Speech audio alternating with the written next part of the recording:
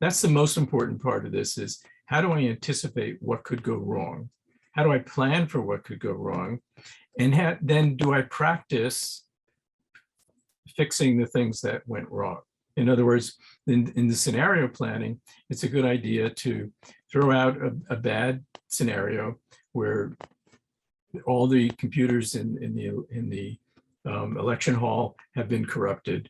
And now what do we do?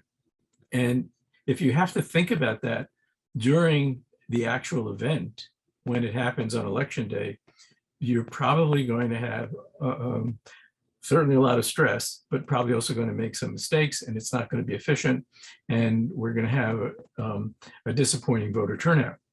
On the other hand, if you imagine that in advance with your colleagues and with your team, and you say, okay, all the election systems have gone down. What should I do?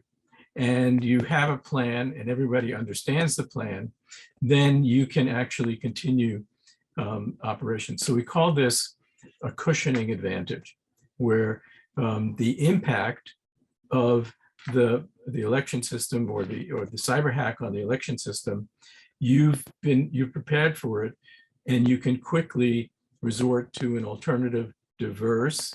So we're not a computer backup system, but a paper backup system or some other alternative, which I think paper is probably the most secure. And then you practiced it. So everybody said, you can say to everybody, okay, we're implementing plan X, and you go ahead and you can keep maybe it'll be a lower level of service. You won't be able to process voters as quickly, but you will be able to process voters. So you will be able to get the election done properly. Can we summarize what the key concepts are as we close? What are the takeaways? What are Michael Coden's rules of the road?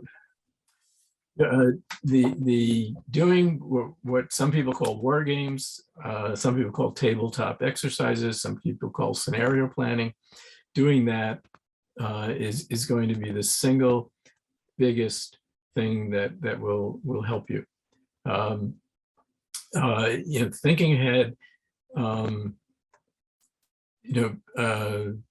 many of you may remember the 6-Day War in Israel, and Moshe Dayan. I saw an interview with Moshe Dayan, and he said, and he was asked by the reporter, the journalist, how did you win this war in 6 days? That's incredible. And he said, we had a plan. And the reporter, the journalist said, how could you have a plan for a war? And think about it, we're at cyber warfare and elections and cyber attacks. That's cyber war on our democracy. So Moshe Dayan's response was, it's always easier to communicate changes to a plan than it is to communicate a new plan. So if you and your staff are all familiar with the plan and you've practiced the plan, just like you practice fire drills, everybody needs to know where the staircase is in a fire. You don't want to try looking for the staircase in the real event.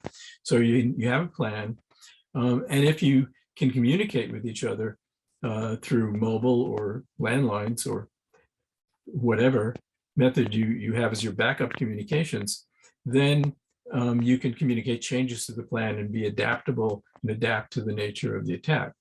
I think so. That's number one, is this scenario planning, having a plan, practicing the plan, and then second is communications, making sure you can communicate with your team and tell them what's happening and what they need to do as in the plan, or if there are any changes to the plan, and communications with your local FBI, making sure you know who they are, making sure they're aware that you're going to need them on election day, and hopefully you won't, but if you do, it'll be really great to have their mobile phone number and be able to call them directly and get them involved.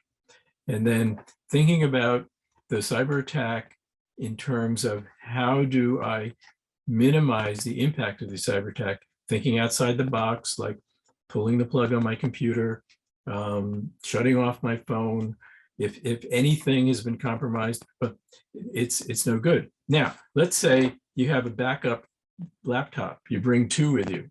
You have one, it gets compromised, you have another one. Do you plug the second one into the network? I wouldn't, because the adversary could hack the second one the same way they hacked the first one. So I would make sure that the backup computer, if you have one, is not plugged into the network. Use it offline. Do the best you can. Have a plan on how you can use it offline without plugging it into the network. So, Adam, I think those are, some really basic things that everybody can do, and they can make our whole election process a lot safer.